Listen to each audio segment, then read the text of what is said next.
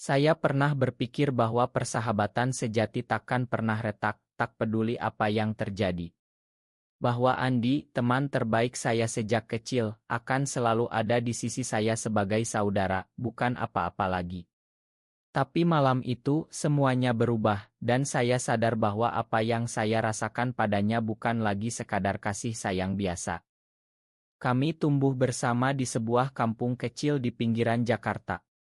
Rumah kami bersebelahan, separated hanya oleh pagar bambu yang sudah rapuh. Sejak SD kami tak terpisahkan.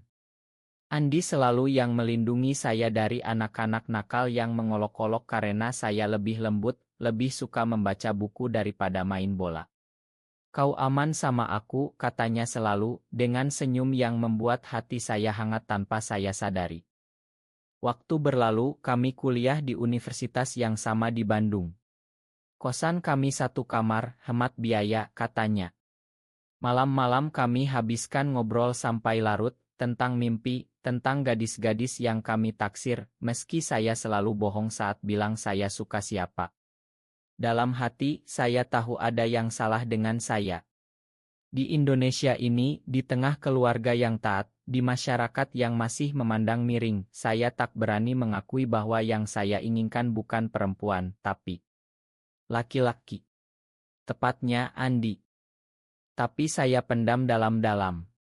Andi adalah cowok normal, populer, punya pacar silih berganti. Saya tak mau merusak persahabatan kami. Saya puas menjadi teman terbaiknya, mendengar cerita cintanya, meski setiap kali dia cerita tentang gadis baru, hati saya seperti ditusuk. Sampai suatu malam, setelah kami lulus dan kembali ke Jakarta, bekerja di perusahaan yang sama. Andi putus dengan pacarnya yang terakhir. Dia mabuk pulang ke apartemen kecil yang kami sewa bersama, lagi-lagi hemat biaya. Saya temani dia minum meski saya tak suka alkohol. Dia menangis di bahu saya, bilang betapa sakitnya dikhianati.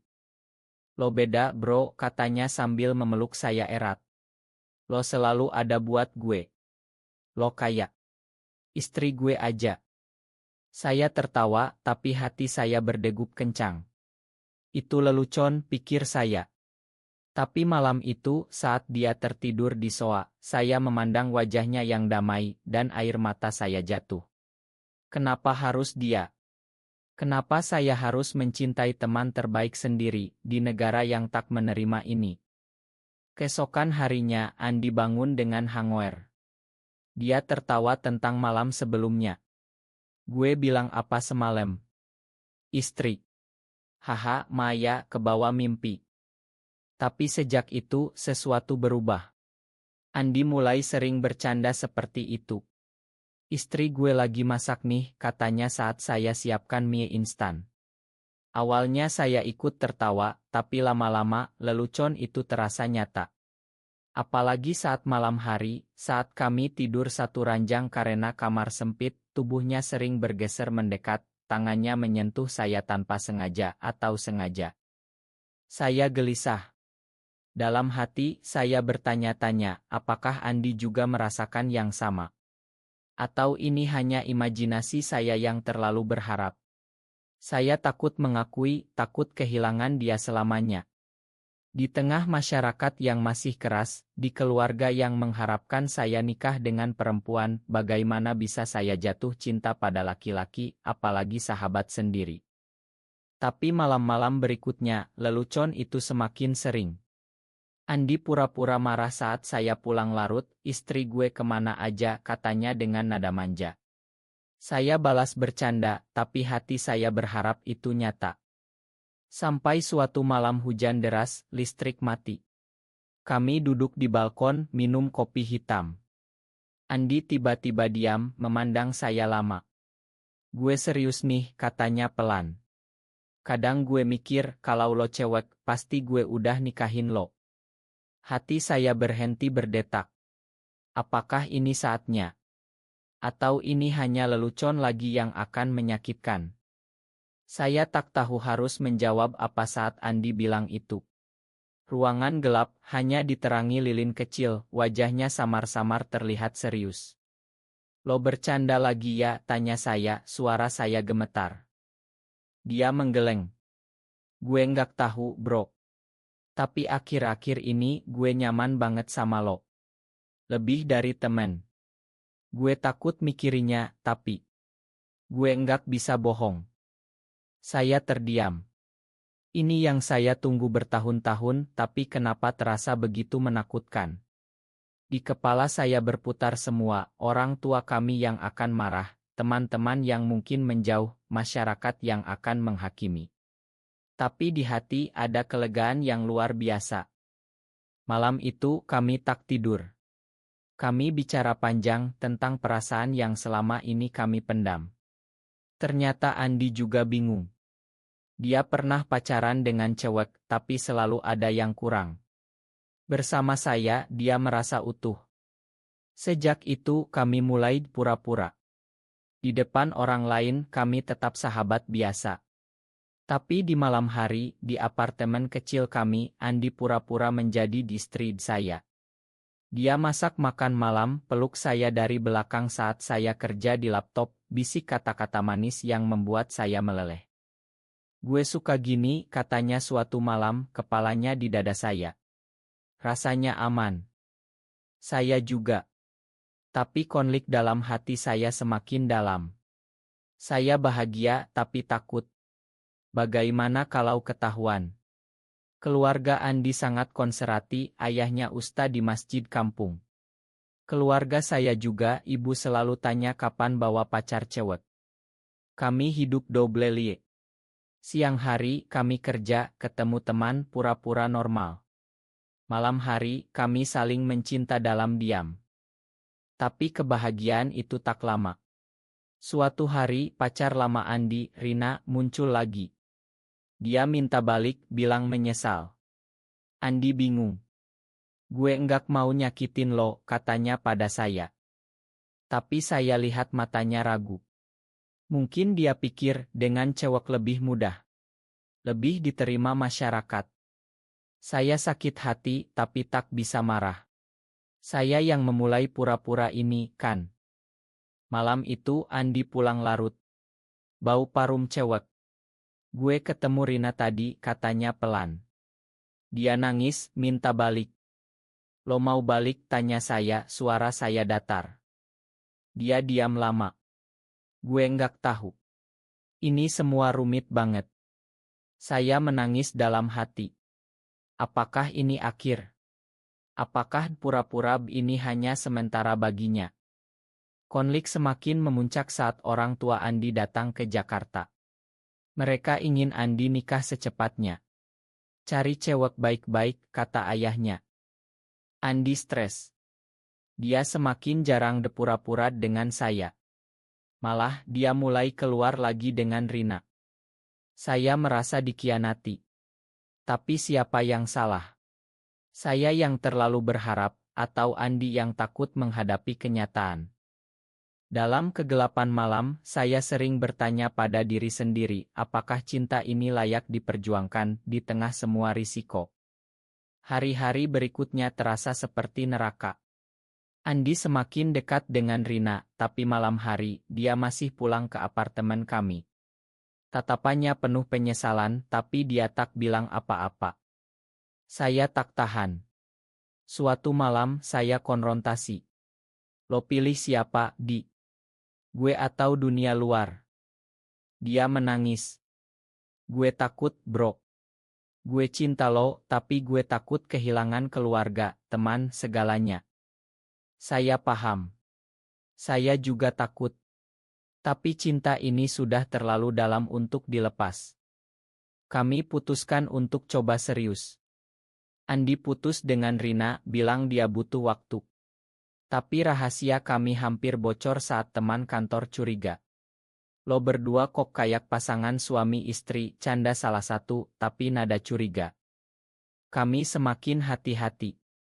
Tapi kebahagiaan malam kami semakin intens. Andi benar-benar berhasil menjadi istri saya, dia yang bangun pagi siapkan sarapan, yang peluk saya saat saya lelah. Tapi badai datang saat ayah Andi sakit. Dia harus pulang kampung. Di sana, tekanan nikah semakin kuat. Bibinya perkenalkan gadis kampung. Andi cerita lewat telepon, suaranya gemetar. Gue hampir setuju nikah sama dia, biar semua tenang. Hati saya hancur. Lo mau khianatin kita? Gue nggak mau, tapi gue lemah. Saya marah, tapi lebih sedih. Saya putuskan beri ruang. Kalau lo pilih itu, gue mundur. Dia diam, telepon mati. Beberapa minggu Andi tak pulang. Saya sendirian di apartemen, rindu yang membunuh. Saya mikir, mungkin ini akhir. Mungkin cinta kami tak cukup kuat melawan dunia. Tapi dalam kesendirian saya sadar, saya juga penutup. Saya juga tak berani keluar, tak berani bilang pada keluarga. Konflik batin semakin ganas. Apakah kami layak bahagia kalau harus sembunyi selamanya? Andi akhirnya pulang. Wajahnya kurus, matanya merah. Gue enggak bisa nikah sama dia, katanya langsung peluk saya. Gue cuma mau lo. Kami nangis berdua. Malam itu kami janji akan coba hadapi bersama. Tapi realita pahit. Ayah Andi semakin sakit, ingin lihat anaknya nikah sebelum mati. Andi dipaksa tunangan. Dia cerita, gue bilang ke ayah gue lagi mikir, tapi dia marah besar. Saya dukung dia, tapi dalam hati takut. Kalau Andi menyerah. Pengkhianatan datang dari tempat tak terduga. Teman kantor kami yang curiga sebarkan gosip. Foto kami berpelukan di balkon, entah siapa ambil, beredar di grup kantor. Keesokan harinya, kami dipanggil, ada isu tentang kalian. Perusahaan kami Amili Riendli. Kami dipecat berdua. Dunia runtuh. Keluarga Andi tahu ayahnya masuk rumah sakit karena shock. Ibu saya telepon, nangis, kamu bikin malu keluarga. Kami diusir dari apartemen, pindah ke kosan murah di pinggiran. Di titik terendah, Andi bilang, mungkin kita salah. Mungkin kita harus pisah. Saya menangis. Lo menyerah. Dia peluk saya erat. Gue enggak mau, tapi gue enggak kuat lihat semua orang sakit karena kita. Konflik puncak, Andi hampir pergi, mau terima perjodohan untuk selamatkan ayahnya. Saya biarkan dia pergi, meski hati remuk. Sendirian, saya mikir ulang hidup. Apakah cinta ini kutukan, atau berkah yang harus diperjuangkan? Bulan-bulan berikutnya seperti kabut. Andi nikah dengan gadis itu demi ayahnya yang akhirnya sembuh sedikit. Saya tak diundang, tentu saja. Saya pindah kota ke Yogyakarta, cari kerja baru. Hidup sepi, tapi saya coba bangkit. Saya bergabung dengan komunitas kecil underground, cerita pengalaman, dapat dukungan. Tapi rindu pada Andi tak hilang. Setiap malam, saya ingat pura-puran kami dan menangis. Suatu hari, telepon dari Andi. Gue enggak bahagia, katanya. Nikah ini bohong semua. Gue cuma cinta lo. Dia cerita pernikahannya dingin. Dia tak bisa sentuh istrinya, selalu ingat saya. Gue mau cerai, katanya. Tapi mudah. Tidak. Keluarga marah lagi, masyarakat kampung gosip. Andi datang ke Jogja, minta maaf. Gue pengecut dulu. Kami bertemu lagi, peluk lama. Tapi saya ragu. Lo yakin kali ini? Dia angguk. Gue rela kehilangan segalanya demi lo. Kami mulai lagi, tapi kali ini terbuka sedikit. Kami pindah ke Bali, jauh dari semua, buka usaha kecil warung kopi. Tapi masa lalu mengejar. Mantan istri Andi hamil, ternyata sebelum cerai, ada malam mabuk. Andi shock. Gue harus tanggung jawab. Lagi konflik. Apakah kami pisah lagi? Saya sakit, tapi paham. Lo ayah sekarang. Dia nangis. Gue enggak mau kehilangan lo lagi. Kami putuskan Andi tanggung jawab anak, tapi tetap bersama saya. Hidup rumit, tapi kami coba. Dalam hati, saya bertanya, apakah cinta sejati harus sempurna, atau cukup bertahan di tengah badai? Tahun berganti. Anak Andi lahir, gadis kecil cantik. Andi sering bolak-balik Bali Jakarta, jadi ayah baik meski cerai. Kami hidup tenang di Bali. Warung kopi kami ramai, komunitas lokal terima kami pelan-pelan. Ayah Andi akhirnya makan setelah lihat cucu. Yang penting bahagia, katanya pelan sebelum meninggal. Keluarga saya juga pelan-pelan terima, meski tak sepenuhnya. Kami tak nikah resmi, tapi di hati kami suami istri. Andi masih pura-pura jadi istri saya di malam hari, masak, peluk, bisik cinta. Tapi sekarang bukan pura-pura lagi. Nyata. Kami sadar, cinta kami berhasil karena kami bertahan. Meski ada pengkhianatan diri sendiri, keraguan, pengorbanan. Di Indonesia yang masih sulit, kami temukan cara. Tak sempurna, tapi manusiawi. Saya pernah berpikir persahabatan takkan retak. Tapi ternyata retak itu membuatnya lebih kuat, jadi cinta sejati. Andi berhasil jadi istri saya, dan saya berhasil cintai dia selamanya. Cinta tak selalu mudah, tapi kalau tulus, akan temukan jalan.